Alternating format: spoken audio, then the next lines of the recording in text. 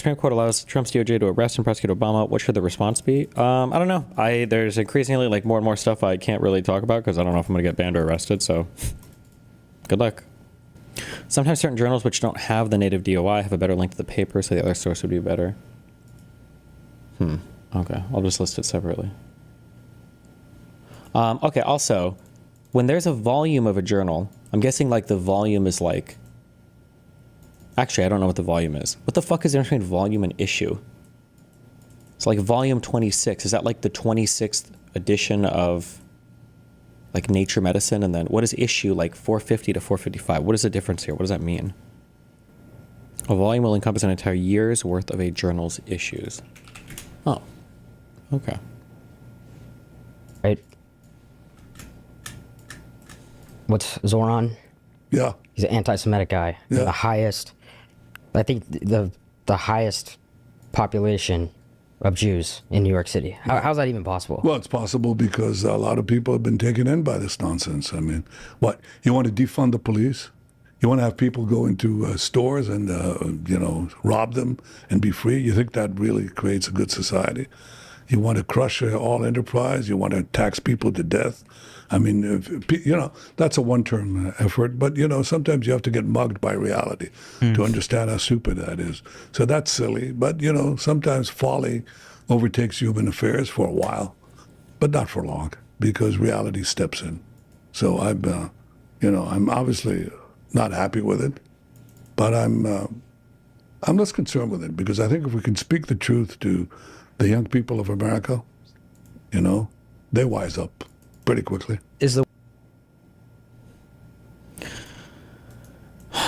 Every time I listen to any other foreign leader talk, I just hate my country more and more. I'm actually like I just hate my country. Why isn't Israeli talking about American politics? I mean, as opposed to who? Our own president doesn't know anything about American politics. Our president is a fucking retard.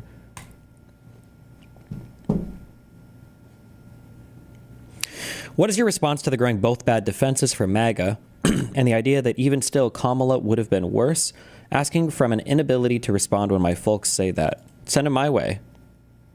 When you say Kamala would have been worse, then you say how, and then you say you have to answer without involving girl cock, or without involving DEI or woke. You have to give a real, substantial answer. And if you can't answer the question, you have to forfeit all your assets to the person closest to you and jump in the fucking Gulf of America.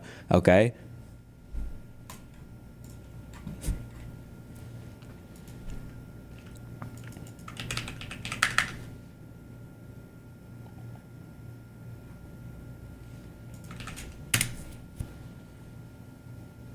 Whatever you do, type out and explain your template so you can understand it, or else you will fall into this problem, but worse. Oh, no, I'm aware of it. I have like, I have a sources template here. So I'm just making sure as I add stuff to this, I should put my source at the end of this also instead of the beginning. I don't know if front loading it looks good, so that it's like consistent each time. I just work on this in the background. I also don't know what kind of like video I want. I'll probably just type out like my main idea and then I'll just like read it down and then I'll throw it online and I'll see if anybody wants to debate on it. And then I'll try to, I just need to get like a workable workflow. But this will be the first subject of this, I think. The first topic of this.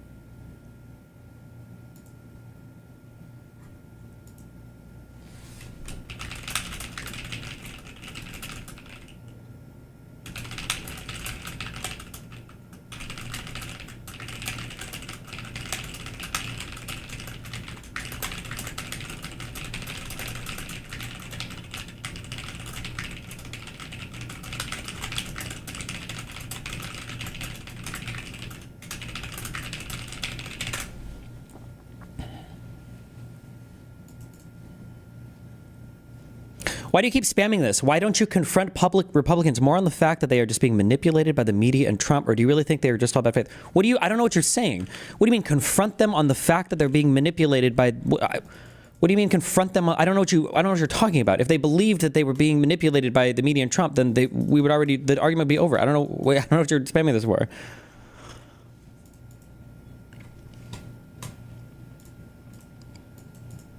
MKBD new job. Based.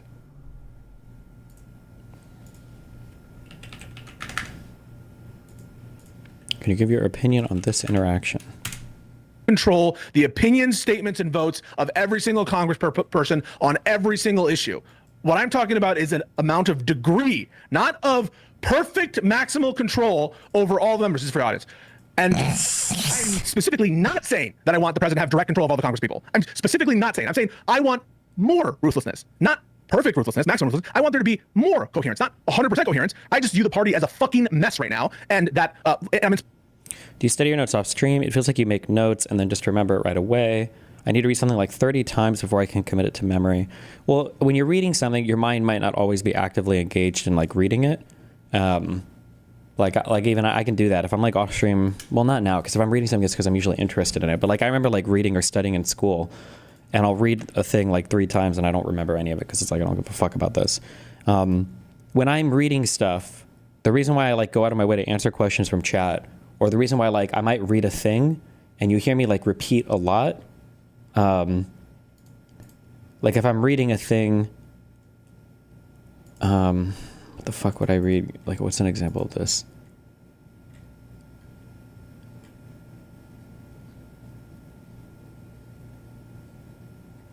Like if I'm reading a thing, I'm like, interaction of M and S is necessary to retain S protein and the ERGIC and its inclusion and newly created virions. ERGC, that's the endoplasmic reticulum. The reason why I'm like repeating stuff like that is to just show off all the time so I can suck my own fucking cum out of my cock. No, the reason why I repeat stuff like that or answer questions from chat is because it also like helps to solidify to my brain more. So usually if I'm taking notes, I usually don't have to review them. I will for a big debate like the Israel-Palestine one I did, or if I have a big debate, I'll review stuff, or especially if I've prepared like a debate note. But generally, like the process of note taking on stream, where I'm answering questions about the notes and taking the notes at the same time, like that whole process is solidifying it in my mind a lot. It's not just like taking notes, like I'm kind of like passively reading something and writing stuff down, generally. More coherence, not 100% coherence. I just view the party as a fucking mess right now, and that I'm inspired by like people like Ezra Klein and the Abundance Book. What is one of the things that the Abundance Book talks about in that whole message is there are too many side deals. There's too many like interest groups that are having a way into the decisions when there's a collective goal that is not being approached and results are not being gained because there's no overall coherence. And so I'm not saying that I want there to be more coherence, not 100% coherence. I just view the party as a fucking mess right now, and that I'm inspired by like people like Ezra Klein and the Abundance Book. What is one of the things that the Abundance Book talks about in that whole message is there are too many side deals. There's too many like interest groups that are having a way into the decisions when there's a collective goal that is not being approached and results are not being gained because there's no overall coherence. And so I'm not saying that I want a completely ruthless party. I'm just saying we need more coherence. That's all. And there needs to be some baseline and some pressure exerted. Okay, okay, Josiah, let me bounce over to you. Okay, why don't we add some substance and form to this? Because in my mind, it's all very vague. So this God, I don't know if he figured this out on his own or if he took this from me or whatever. I don't know, and I don't care. But yes, I love it. Like, let's ground this out in some examples. Everybody needs to do this so much more. Please, just like let's list some examples. What exactly are we talking about? Yeah. Like I understand what you're saying conceptually, but it's still very vague. Can you give me specific examples of ways that Biden could have been more could have been more of a bully, could have been more of a like use that bully pulpit to put up a fight? Like, can you give me like examples during his first 2 years where he should have done more? They say the $15 an hour minimum wage. I think that's bullshit. But like, can you give me a different example? Yeah, that wouldn't have worked because even if they'd overruled the parliament, which he could have done, he could have snapped his fingers and had that done. Let's be clear about that. But it still wouldn't have resulted in $15 minimum wage because Manchin and Sinema would have voted against it. Oh, so you got the PACT Act through, so you didn't need to do anything about that. The inflation. I guess what was the big snafu about Build Back Better? Remind me about the negotiations failed and broke down, and then they restarted the negotiations. And like 6 months later, it was 2 different bills. It was the IRA and it was the infrastructure bill. It was I don't know what the second one. No, I think it was the IRA or the Inflation Reduction Act, like the climate change provisions in particular. Like a lot of that went over into the IRA. So he snatched a Pyrrhic victory from the jaws of defeat there, like a half victory. Was that him being feckless though? Vanguard says that's feckless because all he got was a watered down infrastructure bill. No, they're wrong about that. The Inflation Reduction Act, we support it, and we think that it was good for Biden to get that. Now, Biden had to push Manchin. Now, it wasn't in the form that Vanguard was saying, right? Or that's, I think Kyle said to you, Hutch, he was like, they should have announced investigations or threatened to like DOJ investigate shit, which is insane. And that's fucking ridiculous. Yeah. So, we agree with you there on the specific Manchin point. Okay. And we also, by the way, I think that when the Vanguard says like the IRA was like, who cares about this shit? Like, no, or at least they imply that. I don't agree with that. I think these are like good pieces of legislation, 100%. I have said that Biden, I think, is like the best president in our lifetimes in that respect. Hold on, as for a specific example. Yeah. Yeah, you're asking for a specific example whereby the kind of pressure we're talking about would be a but-for cause in enacting some kind of legislation. That's what you're asking for, and I can't provide that to you. Well, I don't know that it's Then what are we talking about? that in the recent era, I can provide you a place where the kind of ruthlessness that we're talking about, but for a more ruthless figure. The with the head only, of the party, the only would have person caused that I can target specifically, it's not even a situation, just a specific figure that I do think Biden had the potential to be more quote unquote ruthless with is Kirsten Sinema. Manchin, I think, is unimpeachable because of West Virginia. He was definitely the best. I mean, he was a godsend. Like, this is the problem that these guys are kind of having. I don't know if I don't think Josiah is having it that much. I don't know if Piska is having it that much. The Vanguard guys definitely do, but they're fucking retarded. How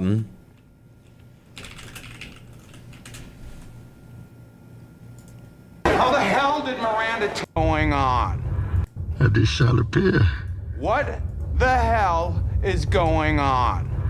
The plan is proceeding as expected. Oh, really? Do I look like I'm running Wayne Enterprises right now? Your hit on the stock exchange, it didn't work, my friend. And now you have my construction crews going around the city at 24 hours a day. How exactly is that supposed to help my company absorb Wayne's? Leave us. No, you stay here. I'm in charge. Do you feel in charge? Why was Bane working for him before and then Bane kills him now? What changed?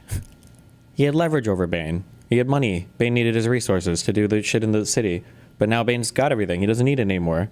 This guy has no power over him. I don't know why it's so hard to understand. In a 50-50 Congress, what are you threatening them with? The bully pulpit, you're not just bullying because you're being mean to somebody. You're bullying because you can flex some kind of power over them. And we had none. It was a 50-50 Senate. For Democrats for West Virginia, trying to flip West Virginia to a Democrat, more progressive than Manchin, it's not just a two-term project that's multi-generational. It could possibly never happen. Sinema, on the other hand, was a wildly unpopular incumbent senator in a purple state that Democrats had a really good chance of flipping, and of course we did once she left. So I think that Biden had more room to flex on her, at least in theory, than Manchin. Okay, I'm a little mind blown right now because like you guys are trying to paint this narrative that there were opportunities for Biden to be more forceful in his position, But you can't name a single one. Yes. but you can't give me any specific examples of Yep. That's right. It's literally just a fucking meme. It's just a meme thing that keeps getting repeated without thought over and over again. Yes. when it would have had any tangible benefit. No. Hang on a second. Do you agree there's a difference between tangible benefit and being a but-for cause and passing legislation? Agreed, those are different. No, I'm talking about both. I mean, either or, right? Like Either or. any benefit. Either one. But do you agree that they're actually different things? Yeah, either one. He's asking for either one. You can't give either one. Just one example. Tangible benefit is not the same as being the but-for cause. Yes. I understand what you're saying. Yeah. I think a tangible benefit with respect to public polling, right? The people felt that Joe Biden was asleep at. That's a different argument. Who cares if the people felt? The people felt that way because of people like you. Because you keep repeating the message. Because you keep repeating this bullshit. That's why the people feel that way. The wheel. The people felt that Joe Biden wasn't doing his job. And so in terms of tangible benefits, I think being more ruthlessly publicly actually would have had the tangible benefit of making people think that he was giving a fuck instead of being asleep at the wheel. And I think that having better approval ratings for President Biden would have been beneficial to the Democratic Party, both in the midterms, which were close in 2022, and in 2024, ultimately we had to drop out with Kamala Harris. I think it was a close election anyway. So I do think that having these kinds of signals, public policy snafus, messaging and stuff is helpful. A tangible benefit of that would be effects on polling, effects on public, how they view the presidency. And for you to say something like it would not have an effect, that how you signal wouldn't have an effect. This is not the president's job. I don't want a social media influencer president.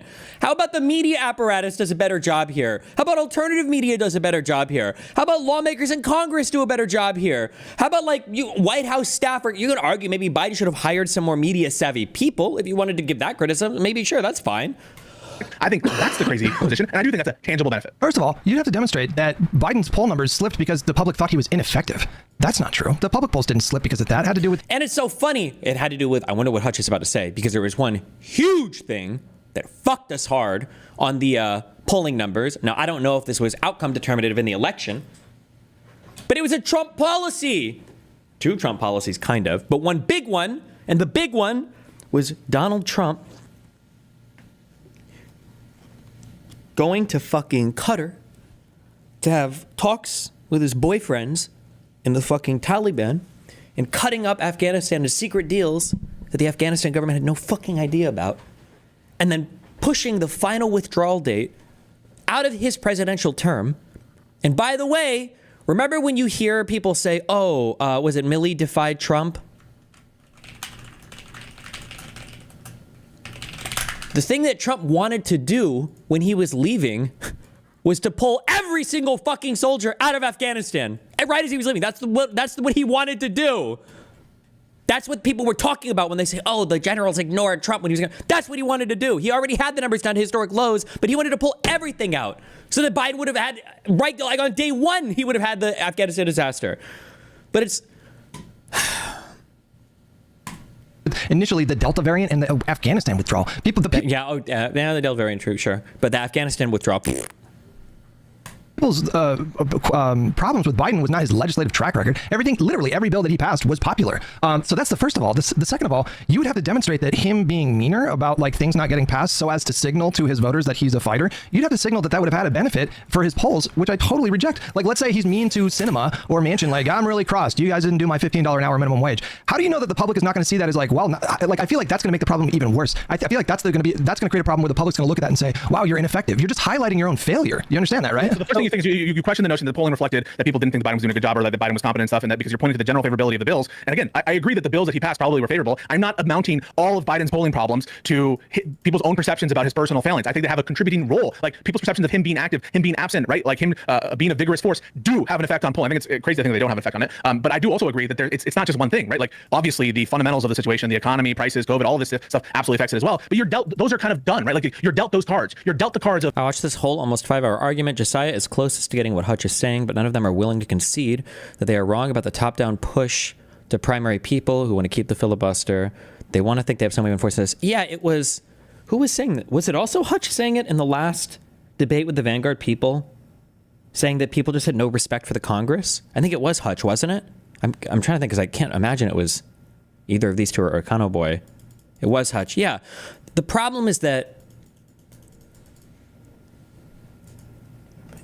in a game like StarCraft or League of Legends, you have games are broken into these different phases of like, you have preparation and then you have fights and then you have, resolution of the game or whatever, right?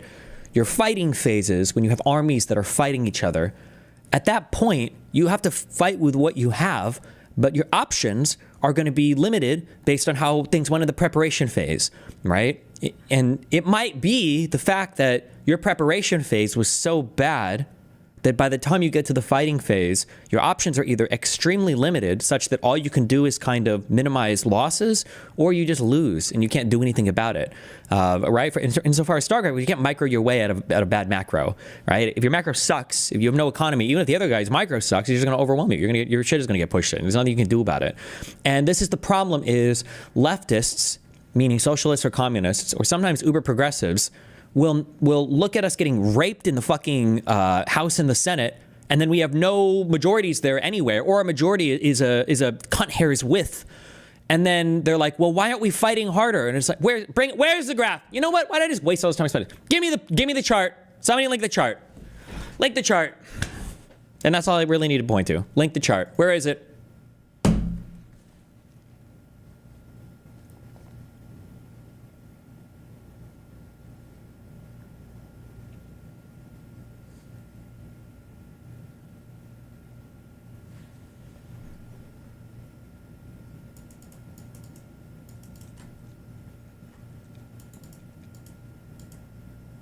Somebody's liking it.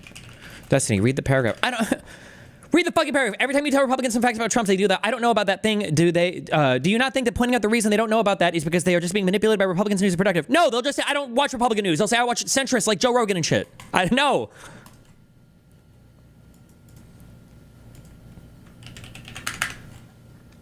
Okay, this is one of the charts, but this isn't the chart I was looking for. It's a different chart.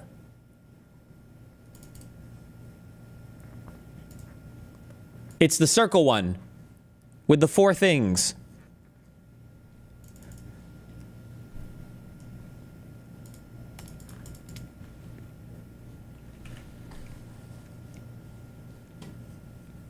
Don't say the chart next time. You should know exactly what I'm talking about.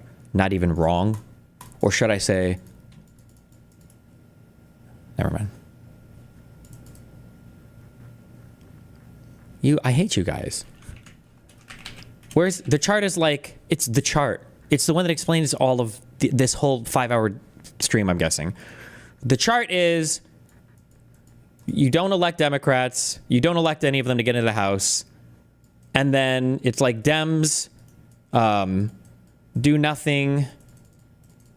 And then it's like complain about Dems.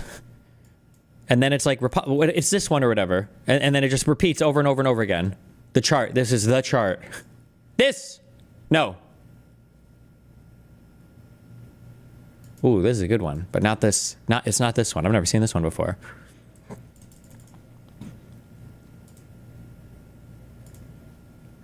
Economy collapsed under a Republican president. America elects a Democrat president who sets the country on the path of recovery. The economy, or the economic recovery, is slow and uneven, so America elects a Republican president. Republicans institute their economic agenda. Repeat. That's a good one.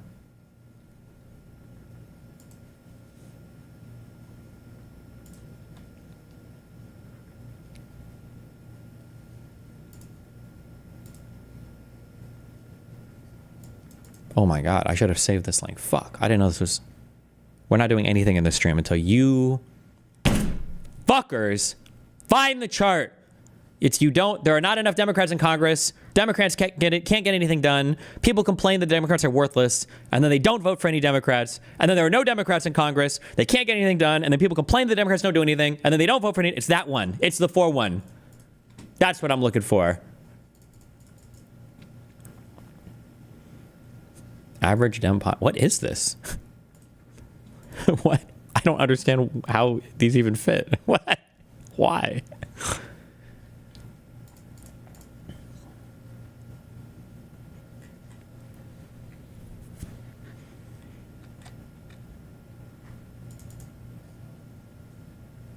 Do you think it was possible for Democrats to put more safeguards in the law so the situation could have been prevented while they had majorities in the past? No!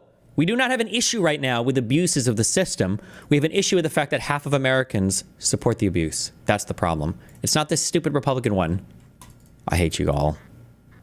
You guys all failed today, all right? I know you're cheating on your tests. Now you all get a big 0.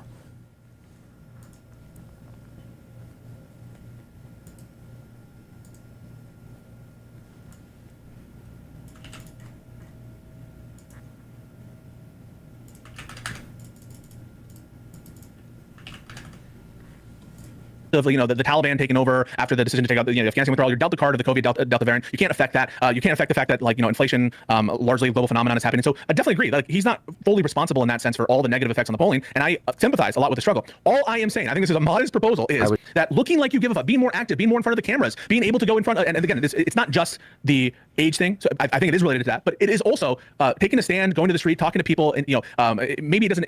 I wouldn't characterize it as. So that's not Biden. That's not Biden's job. Biden is or is he supposed to? Is Biden supposed to be on the street doing interviews? Specifically going and being a dick to all the members of Congress and looking like you're incompetent like Trump does in terms of starting fights with everybody. So I wouldn't be so, I wouldn't take it in its most acrimonious or its most pugnacious incarnation of what we're talking about, but generally being someone who's going to look like they're giving a shit. I think that is a modest proposal to say that perhaps people would be more sympathetic to Biden in the position that he was in if it looked like he was taking a stand in other ways. And that doesn't have to translate, by the way, in going to fucking West Virginia and talking shit about Manchin and saying that he fucking, sucks donkey dick. And it doesn't need to translate into literally ordering the DOJ to investigate Manchin's daughter or whatever.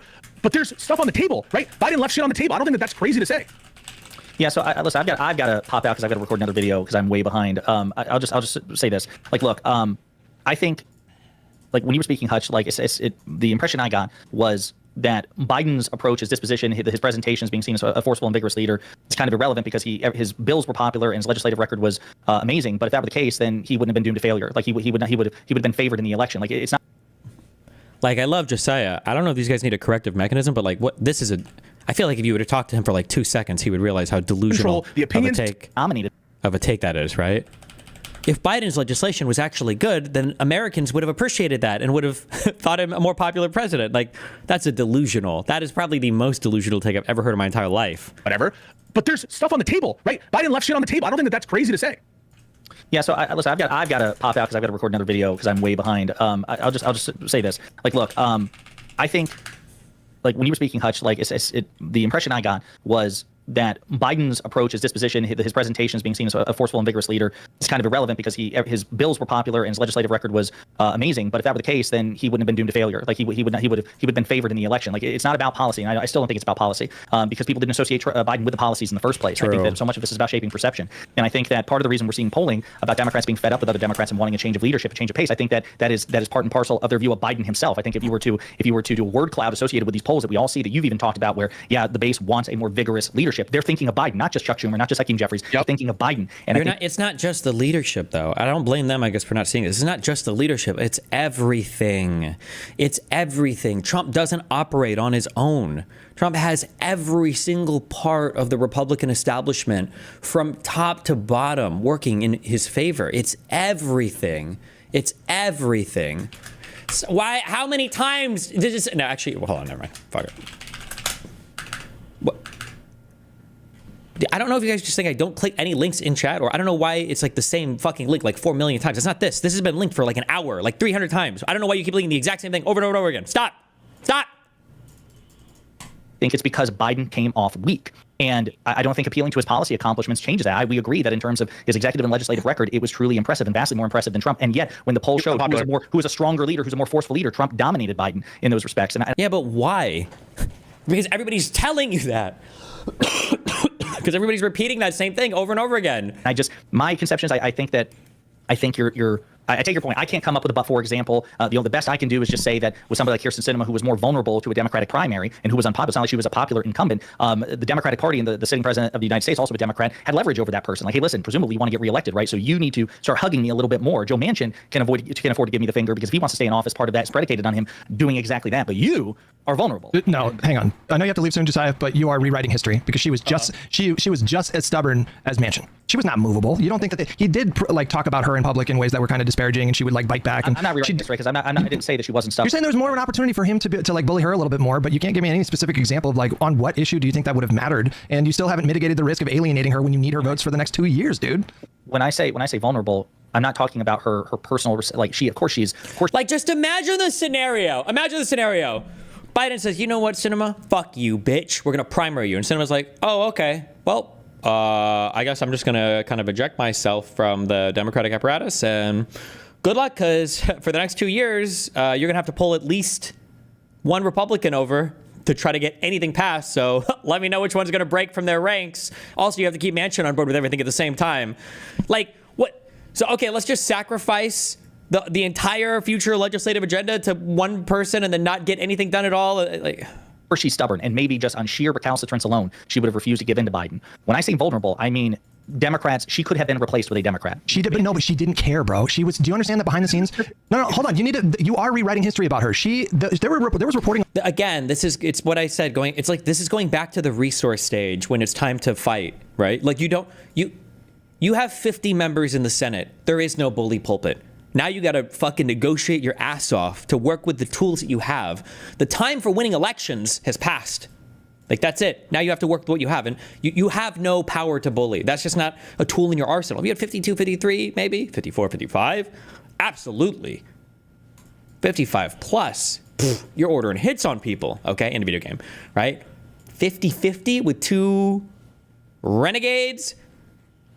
On her, she thought she was going to be a presidential candidate by occupying the same lane as John McCain. You guys understand that? She was buddying up with Republicans in Congress because she thought the public had an appetite for bipartisanship, and she was going to return the country to that sort of thing. And so she had all this incentive to stand in Biden's way on a number of issues. You're completely rewriting history to say that there was an opportunity to be meaner to her. It's just. But Hutch, look at the outcome there, right? The fact that we pressured, because she was pressured, to Josiah's point, the fact that she was pressured and she started to become a pariah means that she did not run for Senate again in Arizona. She'll never be president. She'll never be the nominee. She's done. And she's out of the. And now we have Ruben Gallego.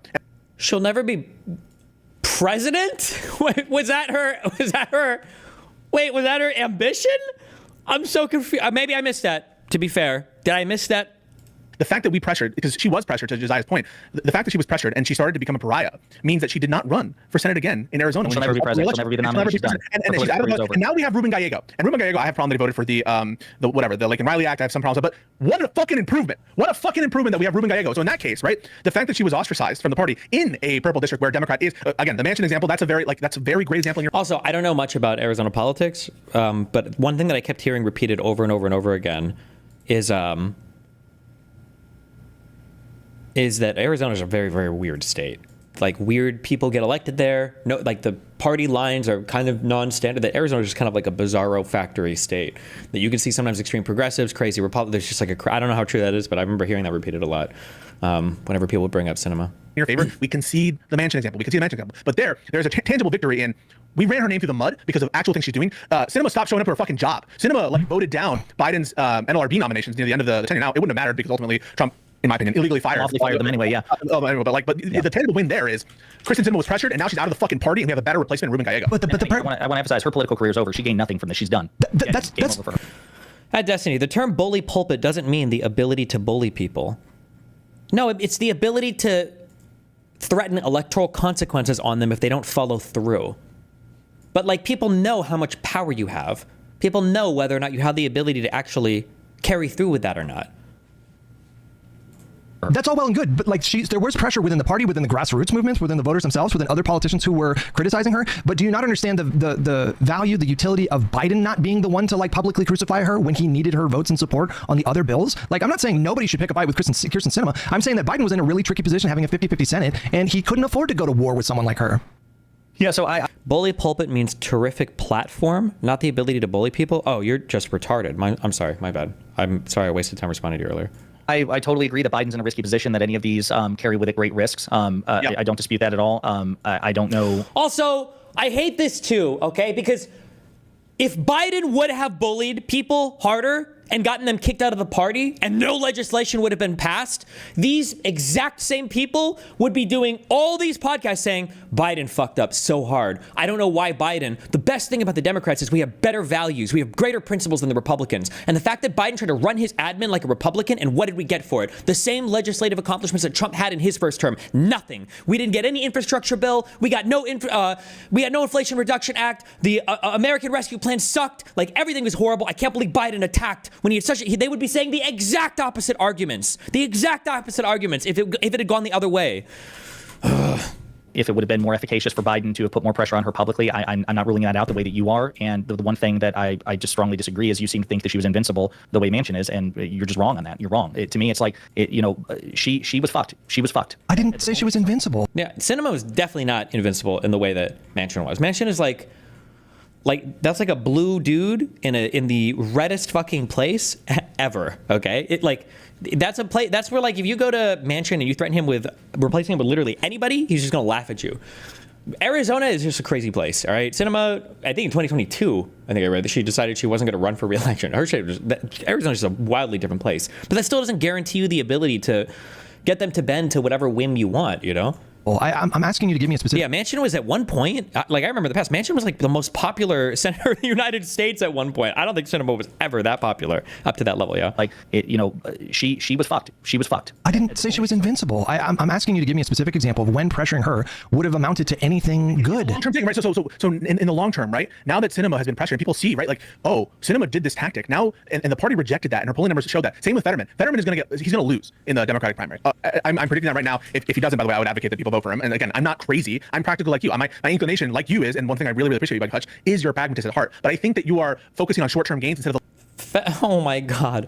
First of all, Fetterman is in Pennsylvania, okay? So already a swingier state than where Manchin was. Very different person.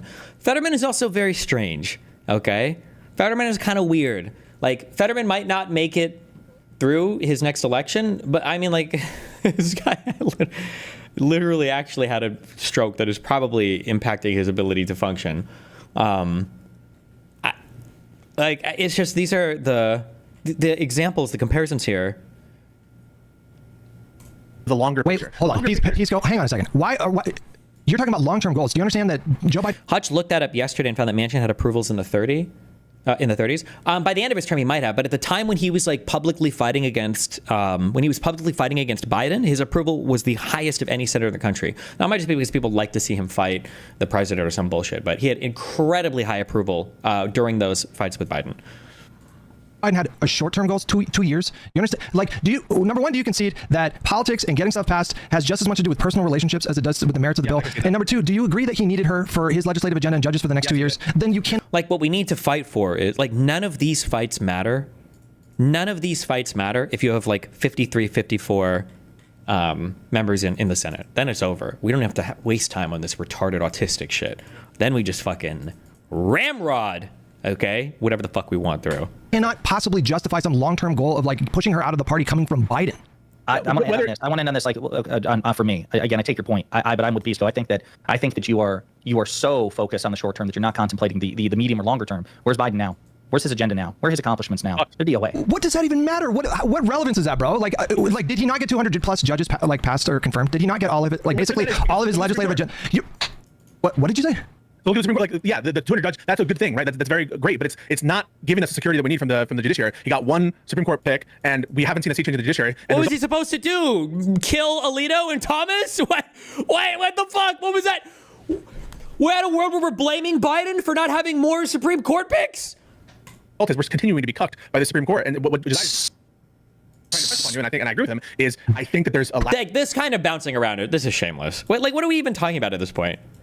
It's like, it's so hard, it's going so far out of the way to try to blame Biden on lack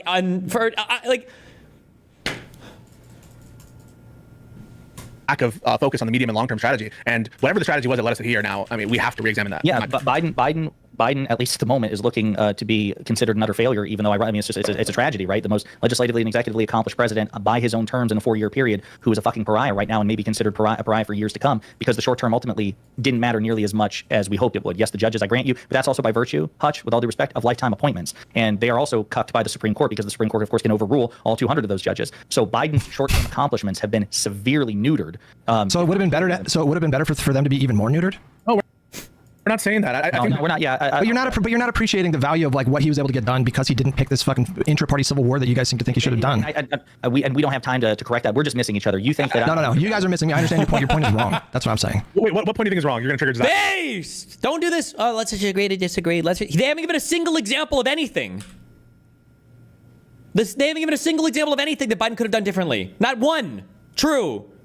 And listen, to stand on business. It's not like an agree to disagree. You just guys are just wrong. You're just completely wrong. You're just incorrect. That's true. We're just missing each other. You think that? No. You guys are missing me. I understand your point. Your point is wrong. That's what I'm saying. Wait, what point do you think is wrong? You're gonna trigger desire. I'm triggered, boys, because you're conceding to me that it was really important that cinema, like you're conceding to me that cinema was an essential part of getting his judges confirmed and his legislative tracker. You're conceding that personal relationships matter a lot in politics, and yet you're still telling me that it would have been better for him to like bully her.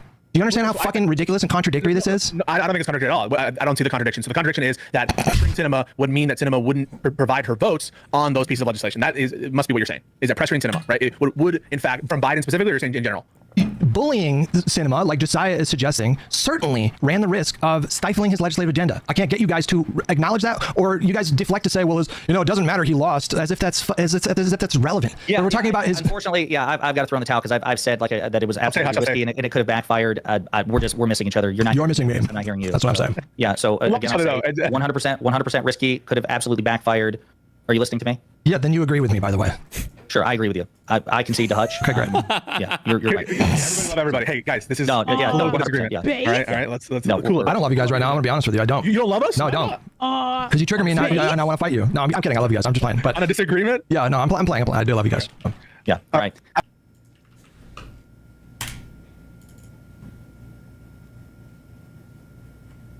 There. Like, that's been a public thing forever. I think I even talked about it on there. That's against TOS, though? No, it is not against TOS. It is absolutely not against TOS to have somebody use their own money to buy subs and bits for the channel if they want to. That in no way was triggered by me, nor was he compensated for that or reimbursed for it. That is not against TOS. So it's a shit joke at this point. Just because you heard it on YouTube doesn't mean it is. Yeah. In fact, I guarantee that you could go to thousands and thousands of communities across this entire platform and find lots of different moderators supporting the stream. Do you know why? Because moderators are generally the first fans of the stream. That is how that works in every community on this platform. And people somehow don't understand that because you're blinded by your dislike of me. And I understand that you're upset at me, but you have to stop making shit up to be mad about. It's stupid at this point. Like, that's been a public thing forever. I think I even talked about it on there. Damn.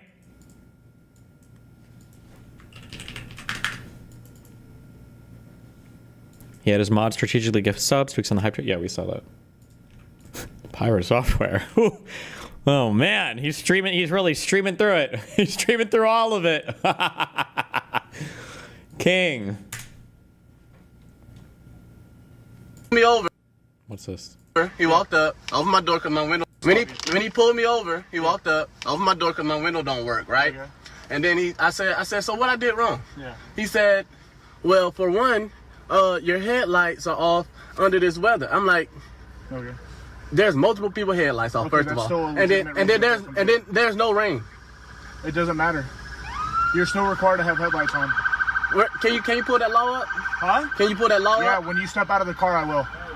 Can you call your supervisor? Huh? Can you call your supervisor? All right, go for it. Are you okay? What the fuck? This guy's like, yo, so this is me 5 minutes into getting pulled over because my headlights weren't on in the daytime.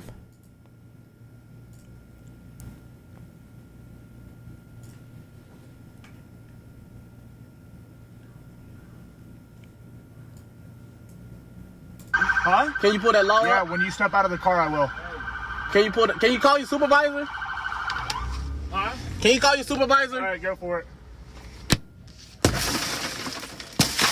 Exit the vehicle now. Exit the. Are you okay? Hello?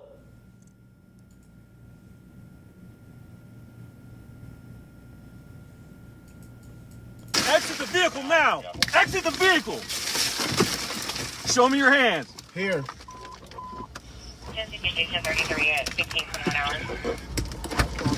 I'm here. What is your reason, sir? Step out. What is your reason? Step out now. All right. Don't. Get on the ground.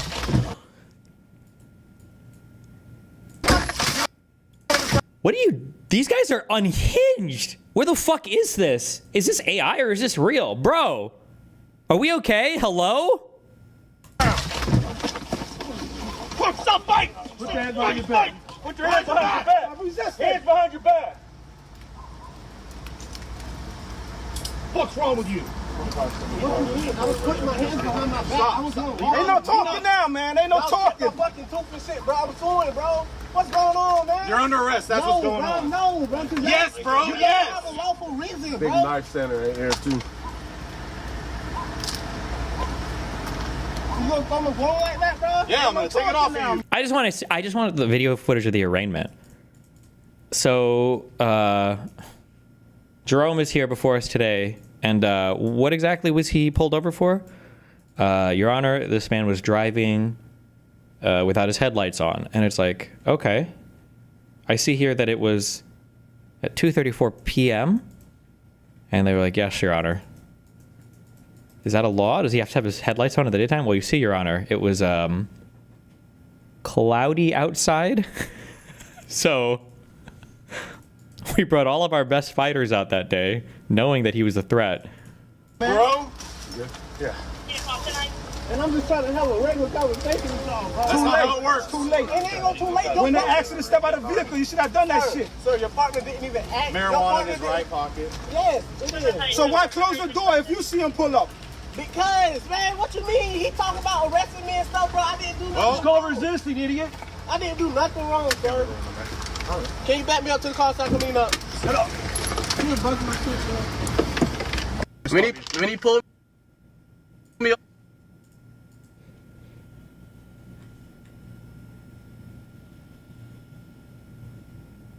Don't most cars have automatic daylights? Would be curious if his car had daylights. There's a secret, irresponsible way to turn them off, but also he could have, his headlights could just be out. But I mean, if it's in the daytime, it doesn't matter. I don't think, maybe I should say, I guess, I'm not familiar with any laws that say you have to have headlights on in the daytime.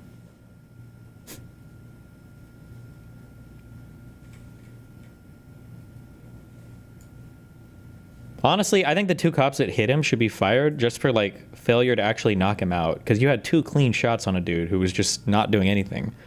And like nothing happened. I think at that point it should be failure to perform your job. Okay? If nothing else.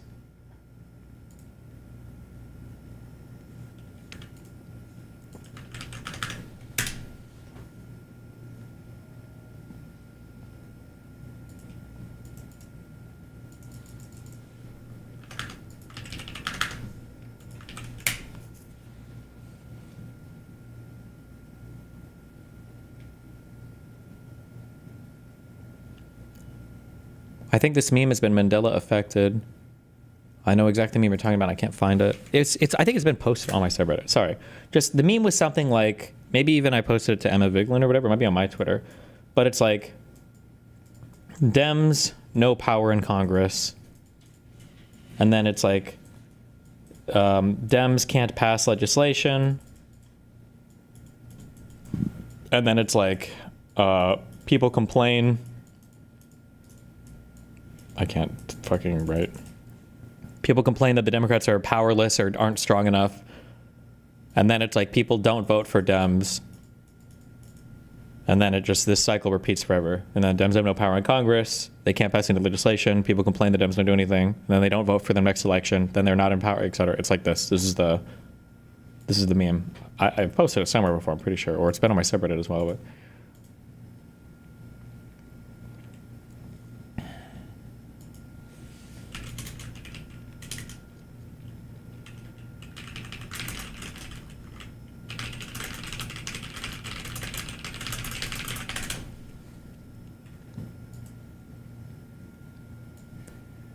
Does this look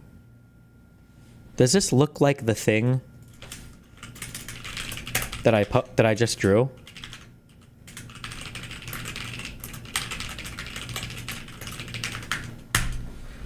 You have a 1-day break.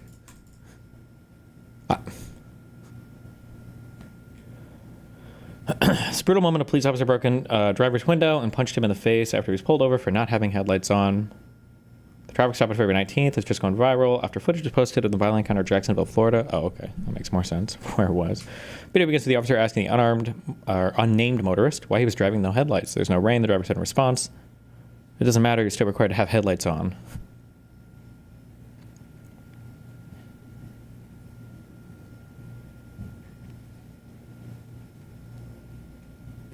The driver said in the caption of the clip that he suffered a chipped tooth and 9+ stitches on my lips.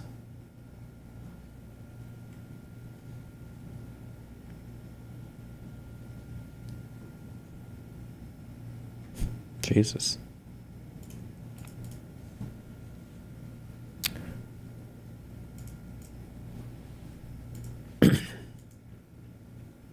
What was the... Okay, I try not to read. I just don't follow any current like Israel-Palestine news because it seems like the trend now is that there's like some crazy story posted about some Palestinians getting killed, and then in like a month or two they get walked back. I feel like I've seen this happen like quite a few times, like a scary amount. Like it seems like really fucking retarded. I saw something pop up earlier today. I don't know how true. I don't even know if it was reported, but it was something like. The headline was something like, I wonder if I could find this. I've seen 30 people killed once a week for the past month. Yeah, hold on. Like, even the text of the story was like, wait, what?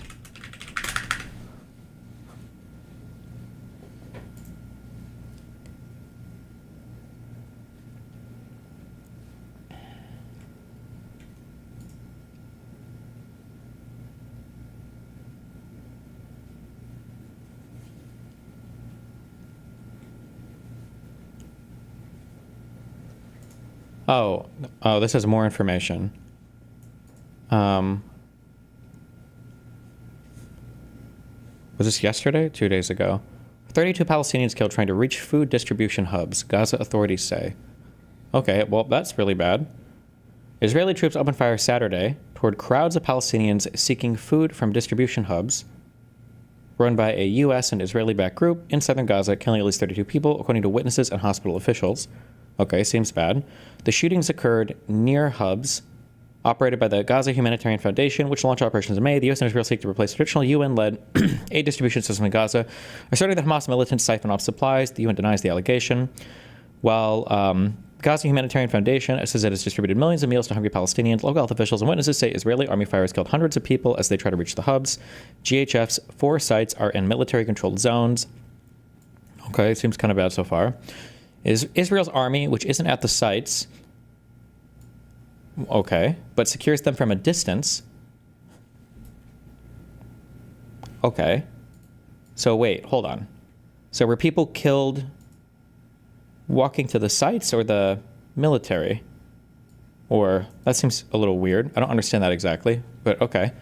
Israel's army, which isn't at the sites but secures them from a distance, said Saturday that it fired warning shots near Gaza's southernmost city of Rafah after a group of suspects approached troops and ignored calls to keep their distance.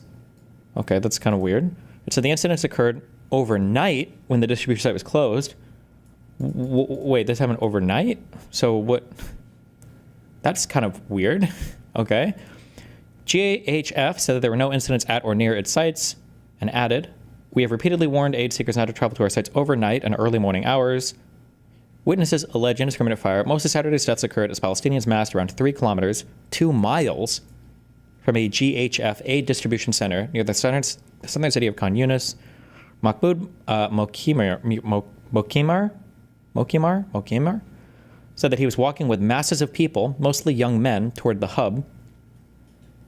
Troops fired warning shots and then opened fire. Why didn't they turn back at the warning shots? Why are they walking to this place in the middle of the night? The occupation opened fire on us indiscriminately, he said. He said that he saw at least 3 motionless bodies on the ground and many wounded people fleeing. Akram Aker, another witness, said the troops fired machine guns mounted on tanks and drones between 5 and 6 a.m. They encircled us and started firing at us, Ager said. He said he saw many casualties encircled us. Sanaa al-Jaberi said that there was shooting after the site opened as people seeing aid broke into a run. Okay, after the site's opening is not good, I guess. I feel like every time one of these stories gets posted, like I feel like, I don't know, it just feels like there's like retarded shit all the time in the reporting. And then I feel like several of these have gotten walked back to where, also these guys all have fucking phones and cameras and everything. There's no cell phone footage of any of this. These guys record everything. I don't know about this one, but yeah, I don't know.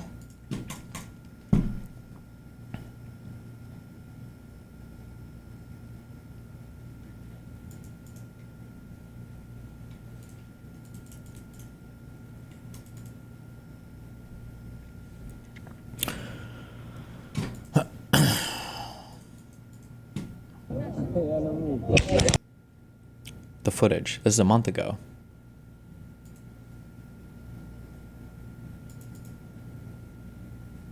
Also, I don't understand this either. Nasser Hospital in Khan Yunis says that it had received 25 bodies. 7 other people, including 1 woman, was killed in the Shakush area, hundreds of meters or yards north of another GHF hub in Rafah, the hospital said. I thought that all the hospitals were completely and utterly obliterated and burned to the ground. So, are there still hospitals, or are there... I'm just trying to figure out what's going on, okay? I'm just trying to get a...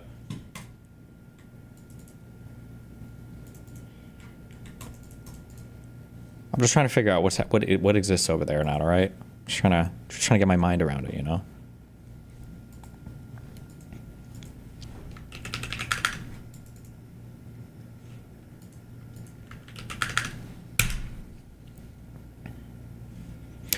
We've added some clarifying information to our spam enforcement note and simulcasting FAQ. We know there have been questions about how we enforce related policies and that some streamers simulcast on other services as a way to reach their audiences. Our goal is to make clear what types of promotions we allow on Twitch. For example, you can share links to your social media profiles, but we don't allow you to use Twitch chat, about panels, or other services to actively redirect viewers to live streams happening somewhere else. Viewers come to Twitch to engage with their favorite streamers, connect with others, and we want to protect that experience. I don't get it. So you're not allowed to link to your other streaming platforms?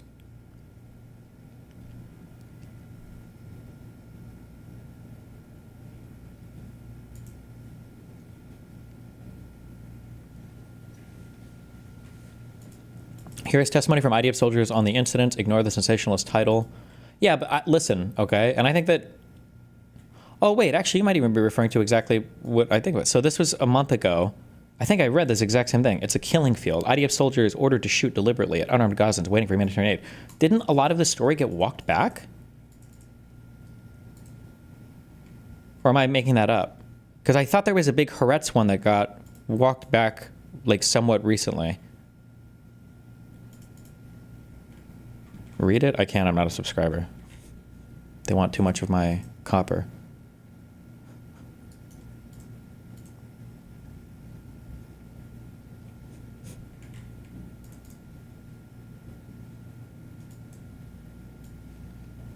Relation.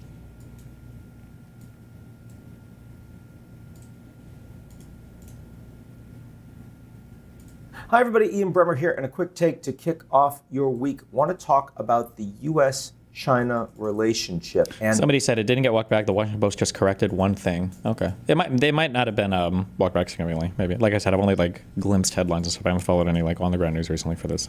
So, frankly, the Trump administration's and President Trump in particular, his biggest foreign policy turnaround of this administration so far had been his views on Russia and Ukraine, which certainly continue to trend in a very different direction than the I'm going to get a deal done with Russia and end the war. But on China, the flip has been more dramatic, in part because this is the one area of policy that there has been really bipartisan alignment on, the desire to ensure that China is constrained and contained in areas of strategic competition where the Americans see China as an adversary. That's been the Trump 1 policy, the Biden policy. It's been Democrats and Republicans together in the House and Senate. Pretty much everyone feels the same way. And when Trump became president this time around, he put tough sanctions, tariffs on the Chinese. An additional 50%, another 50%, sort of 20% on the back of not cooperating on fentanyl, essentially a trade embargo. And his expectation, as was told to him by his economic advisors, is that the Chinese economy was in very bad shape, and therefore they would immediately cry uncle, they would capitulate, they would work to cut a great deal with Trump, and he would look like a hero. That, of course, didn't happen. The Xi Jinping saw that he could outlast President Trump, so he wasn't going to pick up the phone and try to engage. Instead, the Chinese responded with their own reciprocal tariffs. And also critically, they decided to use their point of maximum leverage against the Americans, which is critical minerals and rare earths. The Chinese are responsible for the production and the processing and the manufacturing of rare earths and heavy and light and other critical minerals that Americans and other companies around the world desperately need for their manufacture of goods, and particularly advanced goods. The military-industrial complex in the U.S. is utterly dependent on China for these minerals. So too the high-tech sector for artificial intelligence and the production of chips. The Chinese had not had an effective licensing regime, but they put it together very, very quickly, essentially mimicking what the Americans had been doing on semiconductors. And they stepped it up in a matter of months. And so suddenly you had a bunch of American CEOs going to Mar-a-Lago and saying, we're going to have companies in Vindaloo. I don't even know who this is. I don't care. All right. I don't care about this.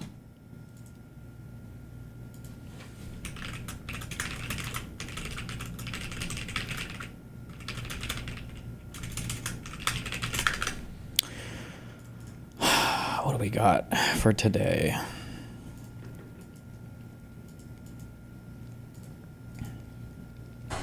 And we begin this Sunday morning with the biggest political scandal of all: collusion and conspiracy at the highest levels against President Trump. Now, Director of National Intelligence Tulsi Gabbard revealing what this audience has known all along: a cabal of high-ranking officials led by then-President Barack Obama, CIA Director John Brennan, and Hillary Clinton, among others, took the world on a wild goose chase to try and take down their political enemy, Donald Trump, no matter the casualties along the way. DNA Tulsi Gabbard is now calling for prosecutions, revealing declassified documents from the Russia collusion made-up investigation, which she says detail a treasonous conspiracy by officials at the highest level of the Obama White House to stop incoming President Donald Trump.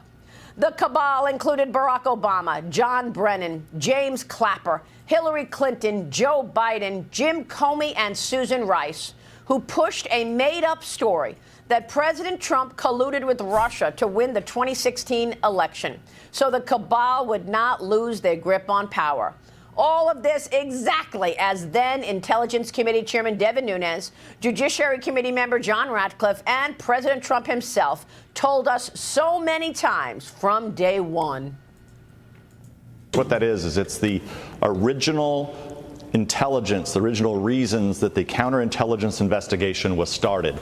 Now, this is really important to us because a counterintelligence investigation uses the tools of our intelligence services that are not supposed to be used on American citizens. So we've long wanted to know, well, what intelligence did you have that actually led to this investigation?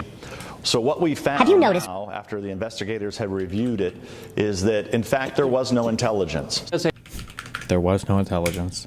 Have you noticed Rubio's gaze? Trump observed Rubio's behavior with a slight upward curve of his lips and a recline of his body, seemingly taken aback. Some netizens deemed such conduct from Rubio as Secretary of State as impolite. Yet, this was exactly the outcome Trump wished to see. After noticing Rubio's actions, Trump turned his head away. Then, he shut his eyes tight, as if pondering. Next, he cast his glance toward Bondi. It's common knowledge that Trump is very particular about his hair, but this time he was willing to expose his bald spot to the cameras just to look at Bondi. What's more, when Bondi leaned forward, Rubio and Trump's gazes shifted in the same direction. However, this movement seemed to have been sensed by Bondi, leading to an awkward situation. Additionally, every time Bondi glanced at Rubio, Rubio would deliberately avert his eyes. Not only that, but he also frequently lowered his head, his fingers occasionally moving as if adjusting the position of something. In the final stage of the meeting, Rubio and Trump burst into laughter, seemingly in celebration of some What the fuck is this? sort of victory. Is this a Gen Alpha meme? Let me get a Red Bull, hold on.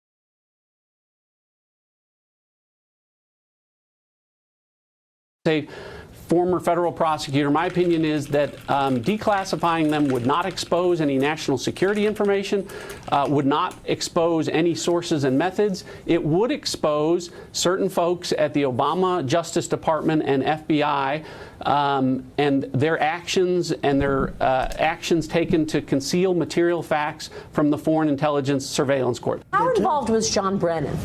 Totally involved. He was totally involved. How the fuck did they just find this? Why didn't they find this during Trump's first term? Because the deep state was keeping them from it, and now Tulsi found it. I don't even know why why was she even looking into it? Was she looking into it? What even brought this up? I mean, like, the answer is they're just trying to divert from the Epstein stuff. I'm sure they've got like 10 different things in the, 10 different things in there. In the chamber, I guess, in case some shit happens and they want to divert from something, I guess. John Brennan was one of the architects, in my opinion. You look at Brennan, you look at Clapper, you look at them all, but ultimately, the president knew everything. The president knew everything. President Obama and Vice President Biden, they knew everything. And Comey and Brennan and Clapper, they all were terrible, and they lied to Congress. They spied on my campaign, which is treason. They spied both before and after I won. If they were to issue, I saw that, I tweeted that, the Jerome Powell stuff, dude, I can't say anything on this. I should just stream on Kick. No, because they ban you on Kick for saying crazy shit too.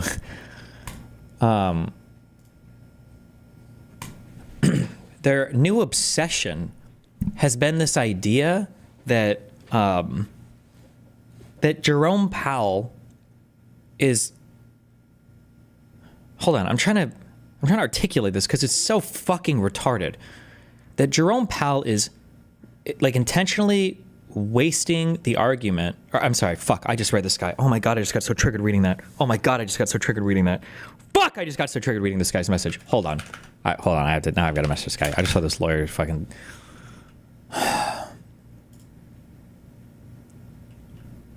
Wait. No, wait. Is he agreeing with me or not agreeing with me? No.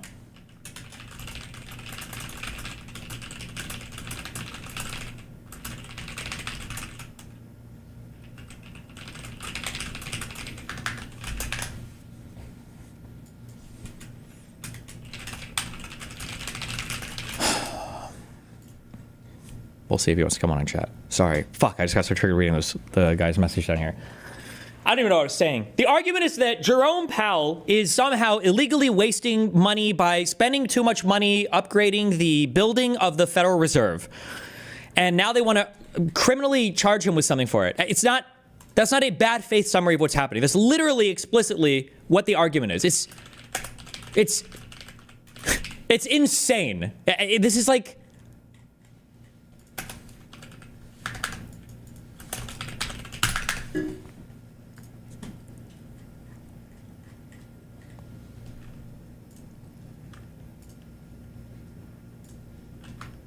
Mi familia hace fiestas para cualquier ocasión. Dear Madam Attorney General, I am writing to formally refer Federal Reserve Chairman Jerome H. Powell to the Department of Justice for potential criminal investigation and prosecution for perjury pursuant to 18 U.S.C. 1621 and 18 U.S.C. 1001, which govern false statements made under oath and false statements to federal officials, respectively. On June 25th, 2025, Chairman Powell provided testimony under oath before the U.S. Senate Committee on Banking, Housing, and Urban Affairs regarding the renovation of the Federal Reserve's Eccles building. In his statement, he made several materially false claims. He stated, quote, "There's no VIP dining room. There's no new marble. There are no special elevators, just old elevators that have been there. There are no new water features. There's no new beehives. There's no new roof terrace gardens," end quote. This statement is false. According to the Federal Reserve's final submission to the National Capital Planning Commission, nearly all of those assertions, excluding the beehives, are contradicted by the actual project plans. So...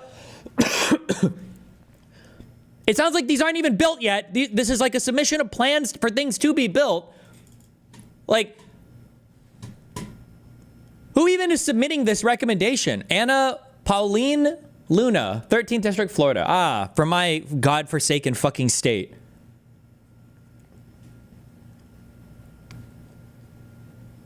When I was the administrative governor before I became chair, I came to understand how badly the Eccles building really needed a serious renovation, had never had one, end quote.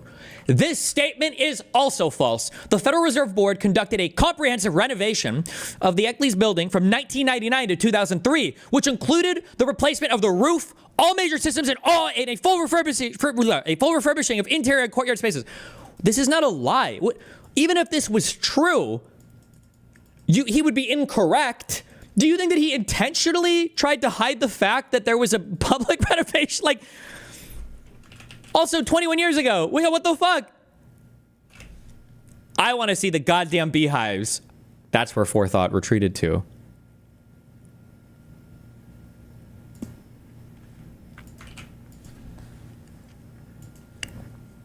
Come back to work, and I'm actually in the Eccles building here today. Eccles building.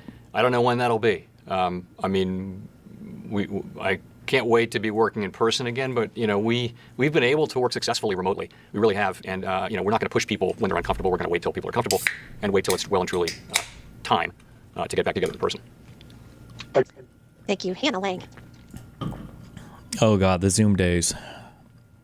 Both simultaneously a dark day in American history, or a dark time and a golden time in American history.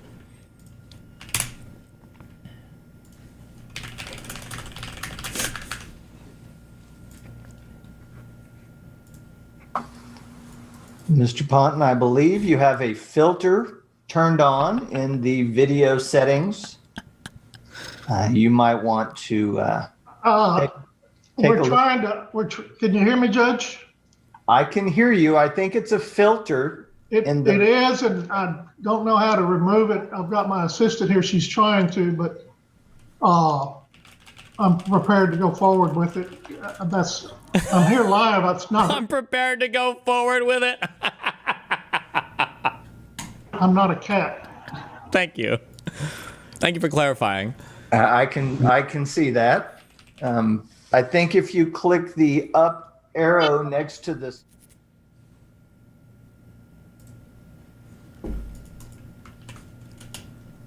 Then we'll bring this fool in.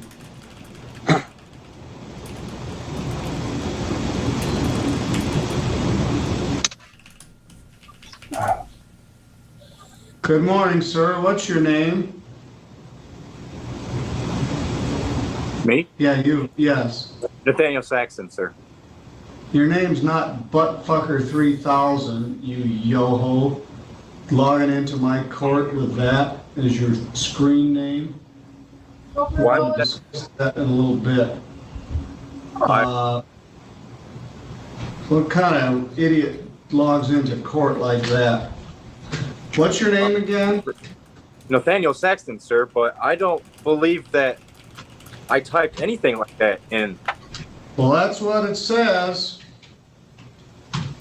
Well, I Discuss that in a apologize. bit. That should not Yeah, be. you should. I'll put you in the waiting room. You can sit in limbo for a while and think about what you call yourself online. Mr. Grossnickel.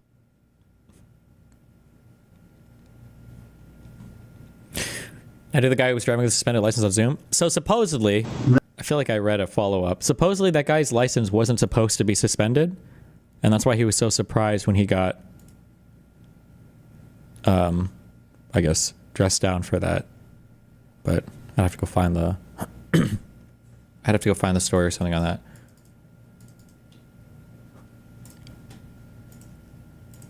Yes. No, I'm looking at Yes. his record. He doesn't. Wait, he was never issued a license ever? And someone else said, that's what I've seen as well. Uh-oh. have a license. He's suspended and he's just driving. There That was is a correct, further update. He never had a license. He should have said it's a green screen. Oh.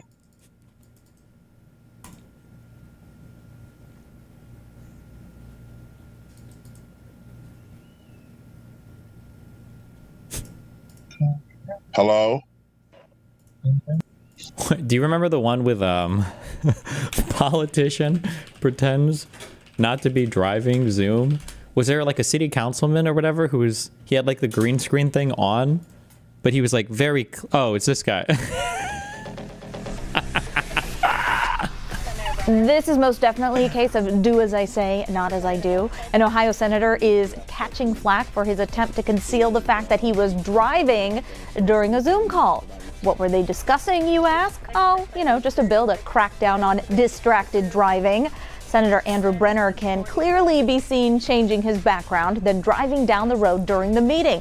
Brenner defended himself, saying he wasn't distracted and he was buckled up. But you guys, we shouldn't have to say it. Please don't Zoom and drive. Jesus.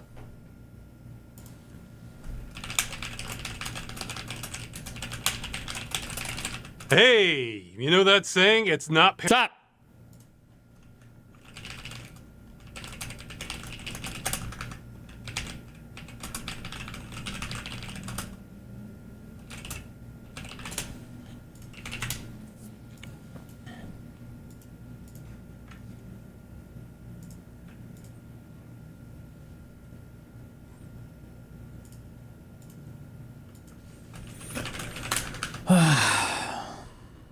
The Louis Rossman video on Stop Killing Games was pretty good, was it?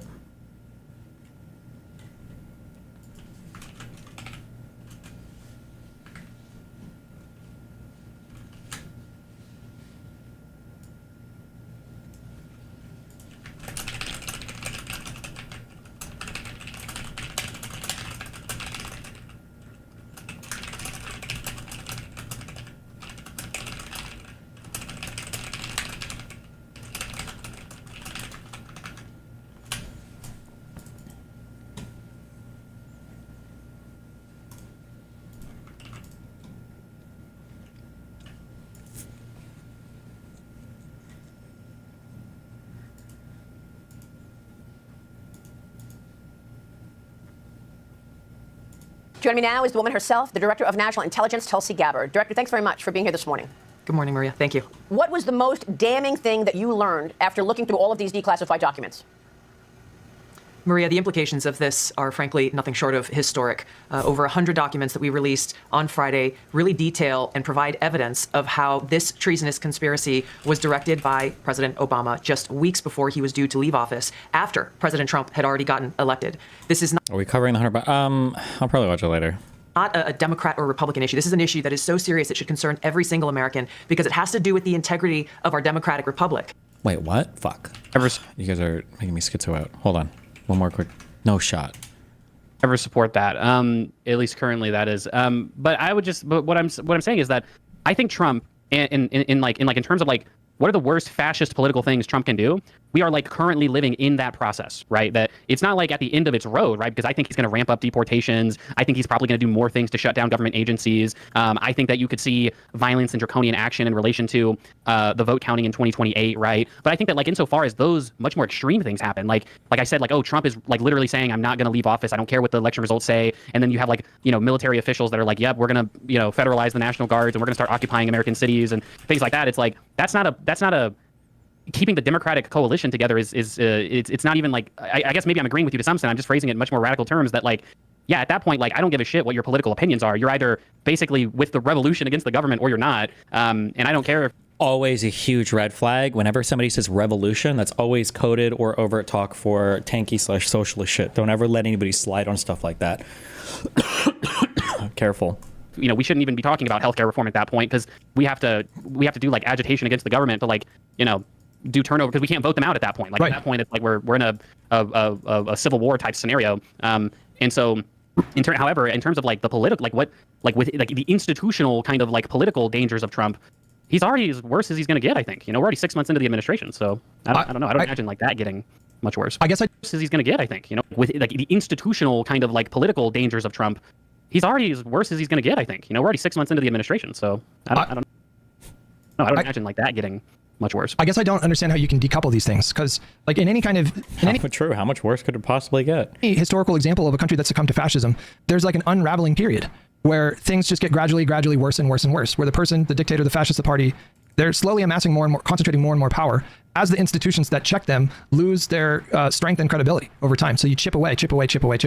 These fascist dictators don't just spring up. I mean, these are like the results of like decades plus relevant historical context. And so you're describing like the difference between where I agree where Trump is at now is like really bad, right? Like the worst we've ever seen in terms of existential threat to our like very republic. Like I agree, we're in unprecedented times. I'm not saying it's not bad, but there's going to be more and more and more of this. It will continue to escalate if the Republican Party and the MAGA movement are allowed to continue to be in control of government.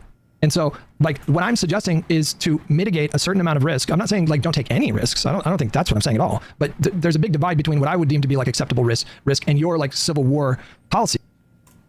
What we saw occur here, as the documents we released detailed, was that we had a sitting president of the United States and his cabinet and leadership team, quite frankly, who were not happy with the fact that President Trump had won the election, that the American people had chosen Donald J. Trump to be the next president commander-in-chief of the United States. And so they decided that they would do everything possible to try to undermine his ability to do what voters tasked President Trump to do. So creating this piece of manufactured intelligence that claims that Russia had helped Donald Trump get elected contradicted every other assessment that had been made previously in the months leading up to the election that said exactly the opposite, that Russia had neither the intent nor the capability to try to quote unquote hack the United States election for the presidency of the United States. So the effect of what President Obama and his senior national security team did was subvert the will of the American people, undermining our democratic republic and enacting what would be essentially a years-long coup against President Trump, who was duly elected by the American people. Yeah. I want to go back to something Devin Nunes said, which is exactly what you're saying right now. And he said, after all of our investigation, we found that there was no intelligence. There was no intelligence actually indicating that Trump colluded with Russia. And what happened? Because there was a presidential daily briefing that was presented to President Obama every day. And every day it said the same thing. We have no evidence of collusion. We have no evidence that Russia did this with Donald Trump. So what happened? How did they actually get the public to believe, and half the public believe, that actually Trump did collude? Well, this is the thing, Maria, when you look at the assessments that were made, not just by one element of the intelligence community, but in my role as the Director of National Intelligence, I oversee 18 different intelligence community elements. And in the months leading up to the November 2016 election, The intelligence community agreed that there was no intelligence that reflected that Russia was trying to hack the election in favor of either candidate. The evidence showed, the intelligence showed that, again, Russia did not have either the intent nor the capability to be able to impact the outcome. It's just like such a blatant lie. Like I don't know. Is there...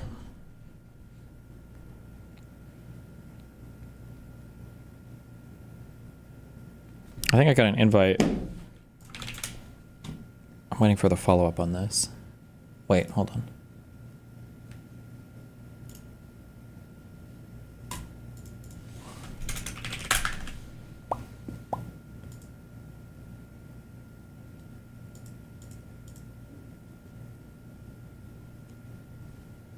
I haven't gotten a response yet. I responded like 3 hours ago. There's an invite tomorrow for debating Dave Smith on Piers Morgan. Please, God. Please, God. Please, God! Of the United States election. So it was very striking when we look. People call Tulsi Russian spies or any evidence of that? No, not. I don't think there's any direct evidence. I don't even know if there's like circumstantial evidence. She just parrots like all of the. She's like Tucker Carlson. She parrots every single pro-Russia talking point. She might have taken money from the Syrian regime at some point for like journalistic work from Assad, maybe. But it's like public, but Look back again at the documents that I declassified and released that shows there was a shift in early December, the first week of December. Again, another document was produced by the intelligence community, a president's daily brief that was consistent with every other assessment that was done previously leading up to the election. Russia did not, this is after the election now, did not attempt to affect the outcome of the American election. That was never published. That's a lie. Like she just lied there. Not that it matters, right? It was that there were no vote changes happening in vote machines. There wasn't direct access to voting machines to flip it. Was done previously leading up to the election. Russia did not, this is after the election now, did not attempt to affect the outcome of the American election. That was never published. Hours before it would have gone into President Obama's. Like we have the Mueller indictments. Like we know that that's just not true. She's just lying. President's daily brief, it was pulled by a senior level intelligence official saying that they had to pull it because they had received new guidance. The very next day, this meeting was called, a National Security Council meeting, bring together all the senior leaders of President Obama's cabinet, and the topic that was put forward was a sensitive matter. The tasks that came out of that meeting was coming from President Obama directing the intelligence community, then Obama's ODNI director Clapper, to produce a document, to produce an intelligence assessment that detailed not if, but how Moscow affected the outcome of the election that had already occurred, electing Donald Trump to the presidency. This document that they published in January of 2017 was the foundational groundwork that they continued to reference over and over and over again to enact this years-long coup against President Trump. Now, I know that Devin Nunes came out with the Nunes report and a lot of other reports after that to indicate everything that you're saying. And I guess the worst of the reports, the real evidence is the reports of most recent, right? The last reports are the worst reports that we're going to see. And I understand that there is more, perhaps, that you are going to come out with next week. And I was told that that's why they raided Mar-a-Lago, that they wanted to find the Trump-Russia documents that indicated there was absolutely no collusion and that there was no evidence to even start such an investigation. But by the way, if you wanted to do a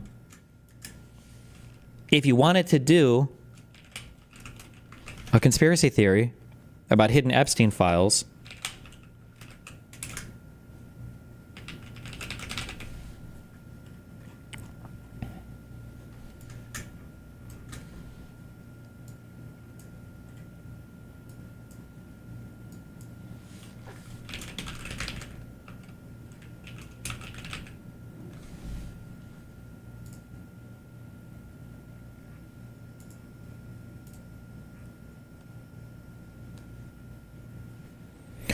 unless I missed something, like there was something new reported. So everybody knows about the Mar-a-Lago classified files stuff, right? And the pictures of the box, everything. Unless I missed something that doesn't get reported is Donald Trump came back to Mar-a-Lago. He loaded some of these boxes up on his personal plane, and he flew them up to New York with him. I don't believe we've ever gotten those documents. I don't think we know what's in there. I don't think we have any clue what was taken. Jesus.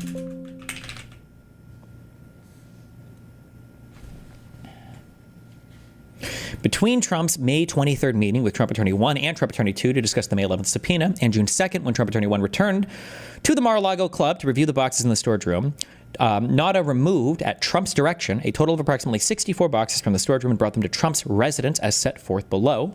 On May 24th, 2022, between 5:30 and 5:38, Nauta removed 3 boxes from the storage room. On May 30th, Trump and Nauta spoke by phone for approximately 30 seconds between 10:02 a.m. and 11:51 a.m. Nauta removed a total of approximately 50 boxes from the storage room.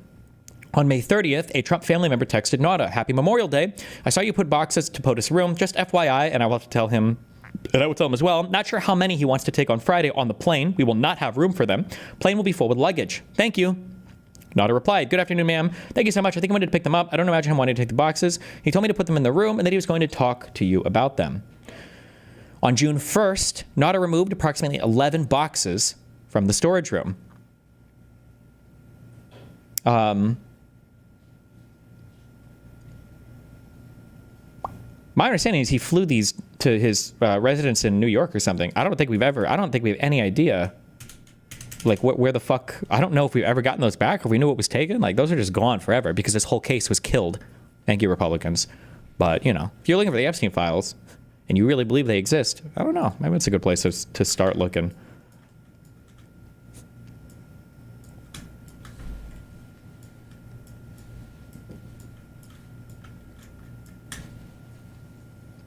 How can we not know? Do they not keep track of files in the White House? Those files weren't in the White House. Donald Trump stole those files from the White House and he took them to his private residence after he left office. Trump didn't have it there in Mar-a-Lago, but that's why they raided his house in 2022. Is that correct? I don't have the details on the specifics of the Mar-a-Lago raid itself. Those are within the possession of the FBI. But there's no question in my mind that this intelligence community assessment that President Obama ordered be published, which contained a manufactured intelligence document. It's worse than even politicization of intelligence. It was manufactured intelligence that sought to achieve President Obama and his team's objective, which was undermining President Trump's presidency and subverting the will of the American people. So yes, next week we will be releasing more detailed information about how exactly this took place and the extent to which this information was sought to be hidden from the American people, hidden from officials who would be in a position to do something about it. And that's really the point here that I think is most important, Maria, and you said it in your opening. Accountability is essential for the future of our country, for the American people to have any sense of trust in the integrity of our democratic republic. Accountability, action, prosecution, indictments for those who are responsible for trying to steal our democracy is essential for us to make sure that this never happens to our country again. Yeah. XQC loves to say both sides do this shit. It's so frustrating. I messaged him last night when he was doing the episode review and he didn't respond to me, so. And I want to get to that right now because I've heard talk of a criminal referral. Are you referring this in a criminal matter? We are referring all of the documents that we have uncovered to the Department of Justice and the FBI for a criminal referral. Yeah. And do you believe that we will see prosecutions? I mean, our audience wants to know where this story goes from here. Will we ever see anyone held accountable for this incredible lie on the American people? I will do all that I can, and we have whistleblowers, actually, Maria, coming forward now after we release these documents because there are people who were around, who were working within the intelligence community at this time who were so disgusted by what happened. We're starting to see some of them come out of the woodwork here because they, too, like you and I and the American people, want to see justice delivered. So we're going to provide everything that we have, everything that we will continue to gather to the Department of Justice for that direct intent and that direct... Well, I just feel like no voice in the media challenging these claims. I feel so one-sided, especially now that there are so much contradiction seen in the administration after the Epstein files. Republicans will never Republicans will never push back against anything ever because they all have to be in lockstep, and then liberals are just mind-fucked and brainwashed, I guess. I don't know. And I guess if the problem is if liberal journalists were to start pushing back on shows too, they would lose access to those people. They're not going to go on those shows if they think they're going to get actual real pushback. Direct purpose. There must be indictments. Those responsible, no matter how powerful they are and were at that time, no matter who was involved in creating this treasonous conspiracy against the American people, they all must be held accountable. So do you expect, just to be clear, do you expect indictments and prosecutions? I'm not a lawyer. In my view, we have the evidence to be able to move forward and bring about justice, yes, to prosecute and indict those responsible. And I want to really put a spotlight on who's responsible, because we've talked about the highest levels: Barack Obama, John Brennan, James Clapper. But we also have to look at things like, you just found all of this. Why didn't Durham find it? Why didn't Mueller find it? Okay, what about the FISA judges? Because when you look at this seditious conspiracy aimed at overthrowing the U.S. Seditious conspiracy. These aren't accidents, right? The whole reason why they're using the terms that they're using. God, I hope she gets tried, and it's got to be treason or whatever God, she should just be. Video games. The reason why they're using these terms is to try to overwrite all of the J6 stuff, right? Seditious conspiracy was the actual criminal charge and conviction that I believe 12 different people got in connection with the planning of the Capitol takeover and everything. Was it 12 of them? Hold on, let me make sure. Let me see how many actually got convicted of this. Seditious conspiracy, Jan 6 conviction. Oh, it's probably my notes actually.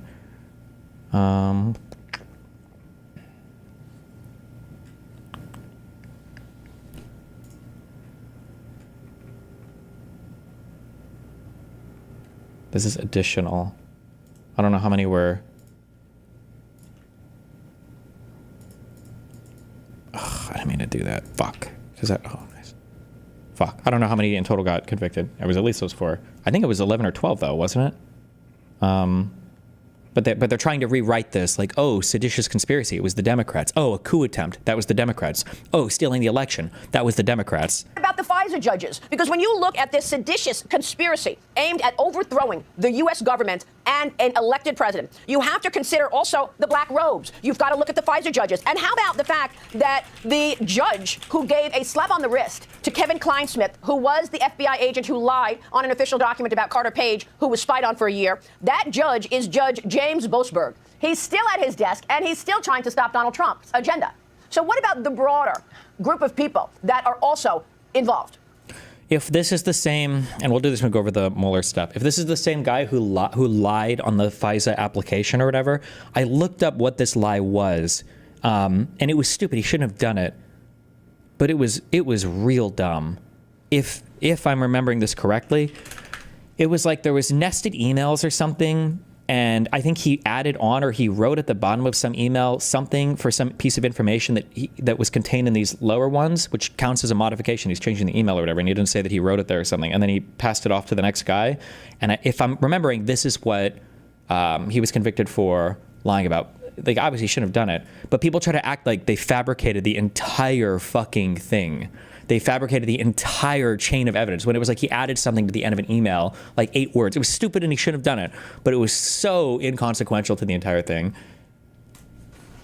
Maria, this is of such historic consequence that it cannot be limited to 1 or 2 or 3 different people. You just outlined the implications and the effects of what actually occurred, and I think you're really putting into a clear picture what we are referring to when we refer to the deep state. It is very far-reaching. These are people who are intent on undermining the will of the American people. Name names, you stupid cunt. She should actually have to name a name. Every single time you say the word deep state, you should have to give at least one fucking name.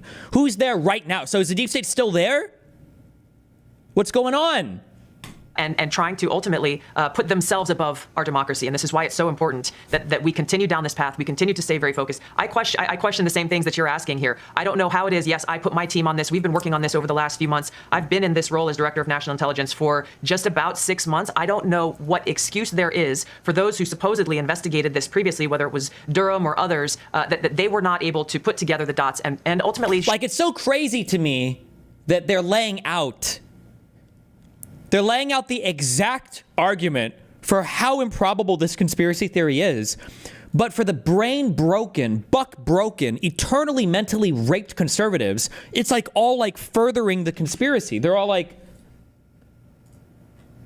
you just found all of this. Why didn't Durham find it? Why didn't Mueller find it? Okay, what about the FISA judges? Because when you look... Like, weren't there like 17 different groups that investigated all of this? How did nobody find it? And Republicans hear this and like, yeah, wow, the deep state, it goes even deeper than we thought. True. These are people who are intent on undermining the will of the American people and trying to ultimately put themselves above our democracy. And this is why it's so important that we continue down this path. We continue to stay very focused. I question the same things that you're asking here. I don't know how it is. Yes, I put my team on this. We've been working on this over the last few months. I've been in this role as Director of National Intelligence for just about 6 months. I don't know what excuse there is for those who supposedly investigated this previously, whether it was Durham or others, that they were not... Oh, this guy in YouTube chat said, quote, how did all of these principled conservatives not find this dirt on Obama, but you, an unprincipled ex-Dem in the Trump admin, did? Is there a massive cover-up? What else could possibly be going on? True! how is it possible that all of these lifelong Republicans, that all like the Comey, who is people who were put in there by the president, how is it that all of these people who have served in government for so many years didn't find anything, but somehow you, the ex-Democrat from Hawaii, able to put together the dots and ultimately show the truth to the American people. President Trump has delivered a maximum transparency mandate, and this is exactly what we're doing. The American people need to see the truth, and we're going to continue to do that every single day that I'm here. Equally outrageous was the fact that we had the handwritten notes of John Brennan. I reported on it at the time. The CIA reported to President Obama that the Russians were aware that Hillary Clinton had come up with this idea to blame the Russians and working with Trump to win the election. And we actually saw his handwritten notes. So there's that evidence that, again, all of those... Yeah, everybody with a brain knew that the Russians were trying to fuck with the election. No shit. Why do you think they hacked the DNC fucking servers and leaked all the emails? Yeah, no, we all saw this. Every single person. In fact, I don't know if you guys remember this, but there was actually somebody who was running in the Republican primaries who was aware that that Russia was trying to do stuff. I think they even made a statement in one of their speeches.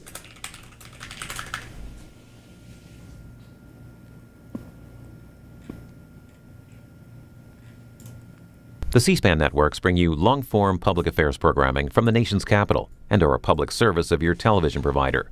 C-SPAN, created by cable. What do I have to get involved with Putin for? I have nothing to do with Putin. I've never spoken to him. I don't know anything about him other than he will respect me.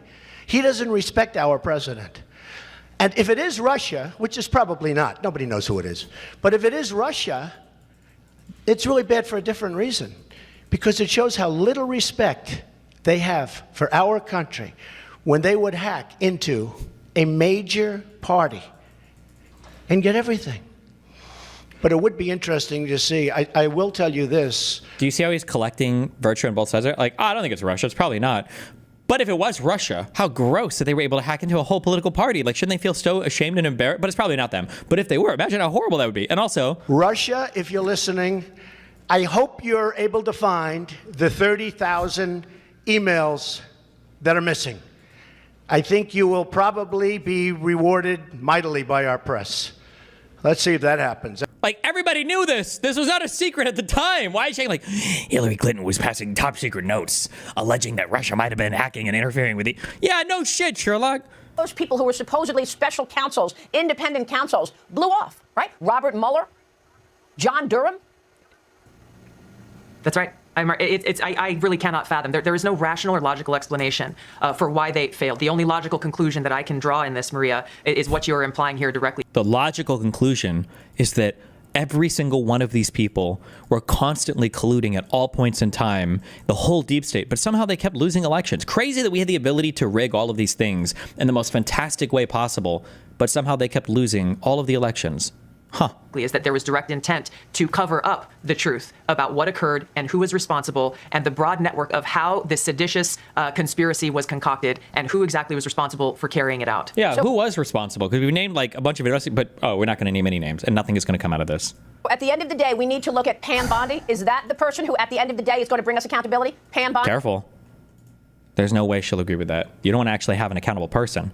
Remember, if you're doing leadership, if you're a manager, supervisor, you got a group of people, it's always important to have a named person so that you have somebody that you can go to who's like in charge of getting shit done, because ultimately they're going to be the one that's held accountable at the end of the day. But you don't want to do that here because this is all fucking bullshit. I wonder if Tulsi would actually agree with that and say, yeah, Pam Bondi's the one, or if she'll try to like blow it out to, well, everybody's got a different job here. Let's see what she says. Bondi? Attorney General Pam Bondi, FBI Director Kash Patel, Okay. It is their responsibility to gather all of the evidence, both that we have released, Gather the facts evidence, that have already okay. been known previously, the information that will continue to come out, and move forward with this prosecution and these indictments. All right, we are on it, and we'll be watching She kind of did it. Okay, DOJ is there. Okay. that. Director, thank you very much for bringing us this. We so Thank you, appreciate your Maria. time. Tulsi Gabbard joining us. Stay with us. We'll be right back. I'm Steve Doocy. I'm Brian Kilmeade. And I'm Ainsley Earhart. And click here to subscribe to the Fox News YouTube.